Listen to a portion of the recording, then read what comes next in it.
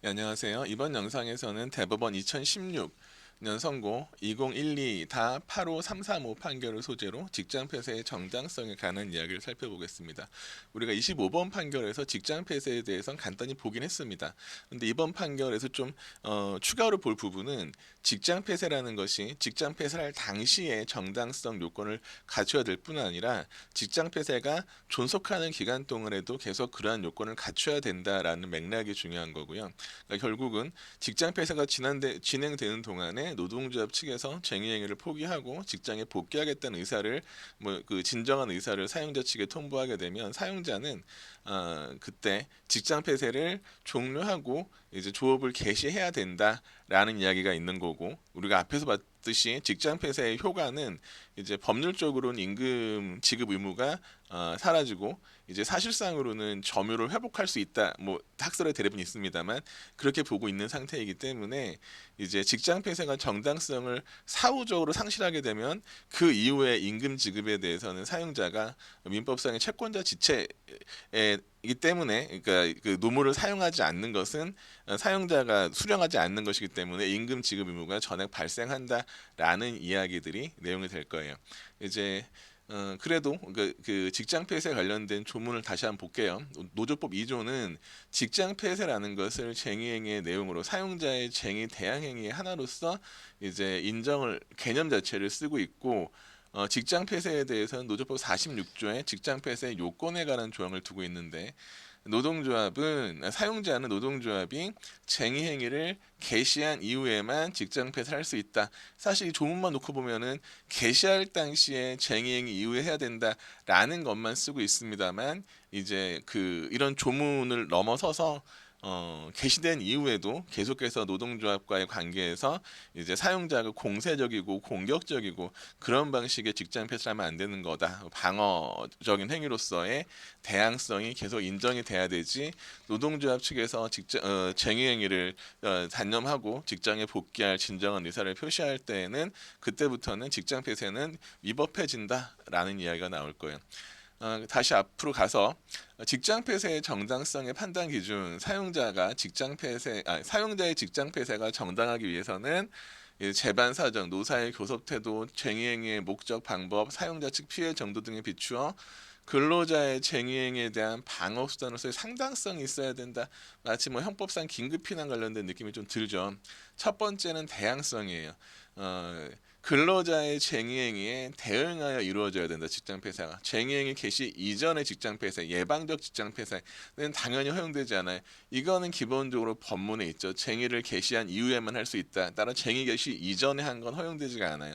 더 나아가 사례들을 보게 되면 뭐 노동조합 측의 직장 폐쇄가 개시가 되더라도 그 뭐 당일에 즉시 뭐 기다렸다는 듯이 직장 폐쇄할 경우에는 직장 폐쇄의 대항성이 인정되지 않는다고 본 사례들도 존재해요. 두 번째는 방어성이 있어야 돼요. 노동조합의 쟁행위로 인한 손해를 완화하기 위한 방어적인 목적인 것이지, 반대로 사용자 측의 주장을 관철하기 위한 직장 폐쇄는 허용되지 않는다. 공격적 직장 폐쇄라는 말을 쓰기도 하는데, 예컨대 노동조합이 쟁의로 인해서 이제 우리가 조업을 하기 어려운 상황에 대해서 직장 폐쇄하는 거지, 거꾸로 사용자 측이 원하는 주장을 관철하기 위해 직장을 폐쇄하는 것은 우리 법의 해석으로 인도되지 않는다라는 것이고, 세 번째로 상당성이라는 것인데, 이 부분은 앞에서 본 노사의 교섭 태도, 쟁의의 모습, 손해의 정도 등을 고려하여 형평의 관점에서 정당해야 된다.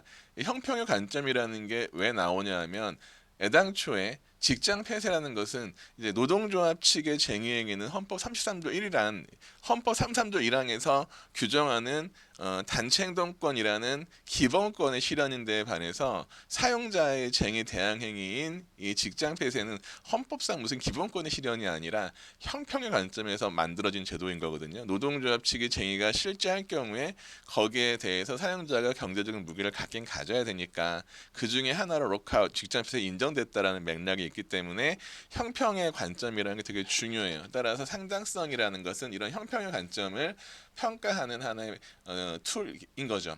두 번째로 공격적 직장 폐쇄의 변질. 처음에 개시할 당시에 정당한 직장 폐쇄도 이후에 근로자가 쟁의행위를 중단하고 진정으로 업무 복귀를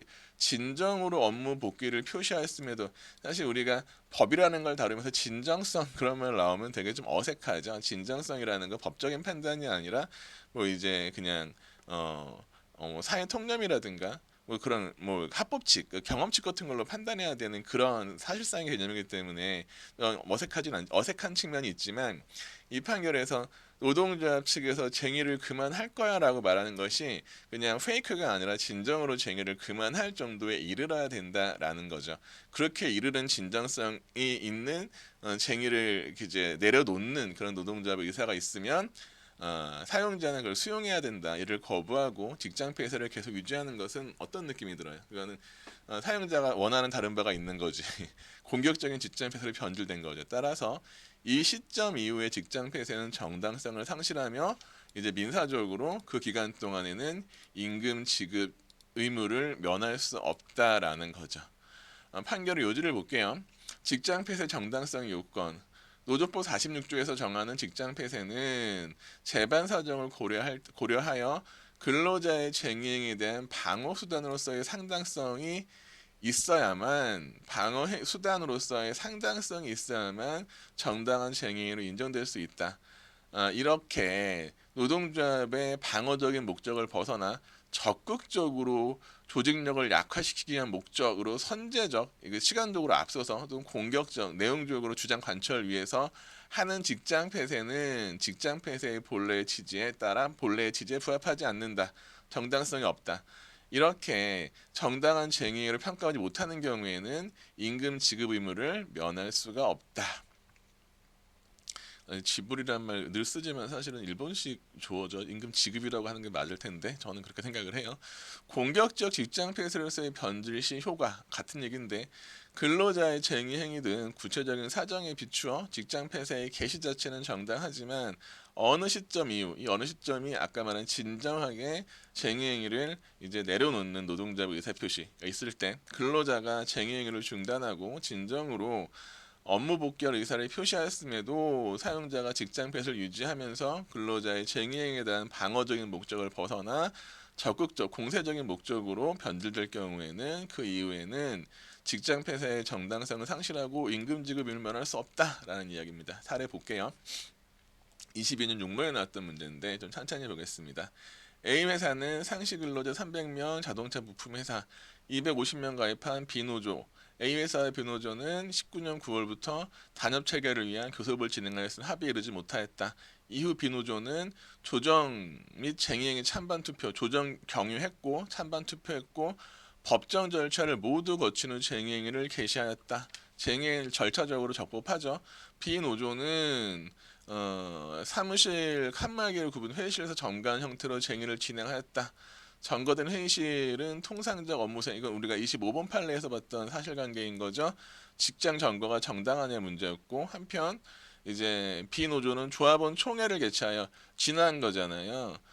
조합원 총회를 개최하여 적극적인 쟁의행위를 하기로 하고 40일간 연장 야간 근로 거부하는 동시에 주간 태업을 했다. 이걸 왜 나오냐 하면은 단순하게 병존적 직장 점거를 넘어서서 태업이라는 게 진행이 됐잖아요. 뭐 반드시 태업을 전제로 하는 거 아닙니다만, 이 얘기를 왜 하냐 하면 아까 말한 방어 행위의 상당성 관련되어서 이걸 포섭하라는 얘기예요. 사용자 입장에서는 쟁의의 태양이 태업으로 진화하였고, 따라서 업무상 이제 조업을 계속할 실익이 떨어졌고, 그런 사실관계들이 개시 당시에 직장 폐쇄의 정당성 관련되어 써줘야 되는 이야기들인 거야. 이로 인해 A 회사는 생산 업무가 사실상 마비되어서 경영 위기에 처하게 됐다. A 회사는 1월 달에 쟁의 중단과 교섭 개지를 요구했으나 쟁의를 계속했다. 사용자 측에서 이제 사업을 계속하기 어려운 사정들을 설문에 쓰고 있는 거예요. 그러자 1월 20일 9시부터 사무실 및 공장 전체에 대해 출입을 전면 금지하는 직장 폐쇄를 실시하였다. B노조는 한 달 지나고 나니까 총회를 개최하고 쟁의행위의 전면 중단과 전체 조합원의 업무 복귀를 총회에서 결의해서 이 정도면 좀 진지하지 않아요? 총회를 결의해서 결의했다 정도 하게 되면 진지하게 이제 그 사업장에 복귀하겠다는 의사가 보이죠? 이를 공문으로 전달했지만 비노조의 이렇게 명시적인 쟁의 중단 및 직장 복귀 의사에도 불구하고 특별한 이유 없이 직장 폐쇄를 3월 20일까지 유지했다. 얼마에 한 달 동안 더 유지한 거죠. 질문이 뭘까요? 그러면 3월 20일까지 유지된 A회사의 직장 폐쇄는 정당한가? 시기를 둘로 나눠야 될 거예요. 문제는 그렇게 이 문제를 풀기 위해서는 애당초에 1월 20일 날 개시한 직장 폐시 2월 20일 날 공문이 들어온 시점 3월 22일까지 이제 두 기간으로 나누어서 개시가 적법했냐 그 다음에 2월 22일 이후에 유지한 게 적법했냐라는 걸 나눠 써줘야 되는 문제예요. 직장에서 정당한가? 볼게요. 이 사안은 근로자의 쟁의 행위에 대항하여 실시한 직장 폐쇄가 쟁의 행위의 중단 및 근로자의 복귀 이후에 유지된 경우에 인정되는지가 문제가 된다. 쟁의 종료 이후에도 직장 폐쇄 유지하는 행위가 방어적 직장 폐쇄로 정당한가 공격적으로 변질되었는가 부당한가 쟁점이다. 라는 거고 사실 뭐 좀 더 상세하게 쓰면 그 앞단의 개시 시점에 정당했는지 문제가 되죠. 물어보고 있는 거니까. 조문 보시고 따라서 직장 폐쇄는 방어적 성격을 가질 때에만 정당성이 인정된다. 따라서 쟁의행위로 인한 현저한 압력에 대응하기 위한 방어적 수단으로서의 상당성이 인정되는 경우에는 긍정되나 이 표현은 개시 당시에 지금 우리 사안에서는 이제 두 번째 문단에 보게 되면 많이 나오잖아요. 연장 근로 거부하고 태업하고 생산 업무가 사실상 마비되고 그런 것들 때문에 이 방어적 수단으로서가 인정이 된다. 다만 이제 공격적 직장 폐쇄 또는 쟁의행위 종료 후 유지된 직장 폐쇄는 정당성이 부정된다라는 얘기 위해서 봤고 쟁의 종료의 직장 폐쇄 같은 얘기지만 다시 이제 제목을 나눴어요. 직장 폐쇄의 개시 자체는 정당하더라도 근로자가 쟁의를 중단하고 진정으로 업무 복귀를 표시하였음에도 계속하는 것은 공격적 직장 폐쇄로 변질된 이후에는 정당할 수가 없다. 사안을 포섭해 봅시다. 개시 시점의 정당성 비노조는 연장 야간 거부 태업 40일 지속 생산시설 사실상 마비 이에 따라 1월 20일자로 직장폐 단행한 것은 근로자의 쟁행위로 인한 현저한 압력에 대응하기 위한 방어수단으로 개시 자체는 정당하다. 2월 10일자 조합원 결의 총회를 통해서 쟁의행위 전면 중단을 결의하고 통보하였다. 이는 진정한 업무 복귀 의사로 평가된다라고 사실 포섭해 주시고 그 이후 한 달 동안 특별한 사유 없이 직장 폐쇄 유지한 것은 더 이상 방어적 목적이 인정되지 않는다라고 평가하시고 이러한 상태에서 직장 폐쇄를 계속한 것은 노동조합의 조직 약화를 의도하거나 근로자 복귀를 지연하여 규섭에서의 우위를 점하고자 하는 공격적 직장 폐쇄로 변질된 것으로 보인다. 따라서 뭐 이후에 임금 지급 의무가 면할 수 없다. 사실 우리 이 사례에선 이걸 묻고 있진 않아요. 이건 질문 자체는 정당한가라고 나왔잖아요. 그렇죠? 근데 다만 만약에 이제 이걸 문제를 조금 그래도 어렵게 낸다고 할 경우에는 임금 지급 청구는 정당한가라는 방식으로 질문을 바꿔준다 그러면 좀 중요한 얘기가 될 거예요. 이번 문제 자체에서는 효과 부분을 배점이 있지는 않을 것 같아요. 결론을 쓰자고요. A회사의 직장 폐시 개시는 방어적 수단으로 정당하나 쟁의 종료 후 복귀 의사 이후에도 직장 폐쇄를 계속한 것은 공격적 직장 폐쇄로 변질되어 정당성을 상실한다. 따라서 이제 1월 20일부터 2월 20일까지는 정당하고 2월 21일부터 3월 20일의 기간은 부당하며 그 기간 동안 임금 지급은 부담한다 정도로 결론을 내려주시면은 뭐 큰 문제가 없을 것 같아요. 예, 여기까지 하고 이번 영상 마치겠습니다. 수고하셨습니다.